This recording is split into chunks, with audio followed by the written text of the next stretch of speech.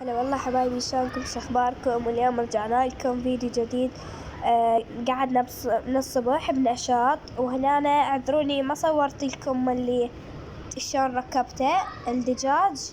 وهنا الدجاج نوى يستوي، وهنا التمان همينه استوى. حبايبي هاي التمن ابو الفحم يسوي طعم بالتمن كلش طيب. وهنا سلقت الدجاج وخليت فوقه معجون والتتبيلة مالته وخليته بالفرن. وهنا سويت زلاطة، وهنا صبيت التمن واللحم هم صبيته.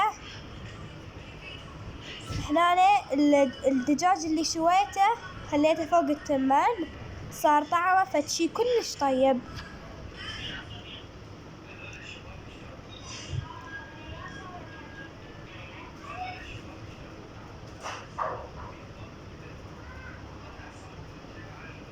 واعذروني انه ما نزلت لكم فيديوهات، لانه كان عندي ظروف. وهنا نزلنا الفيديو بنشاط يومي وصباحي.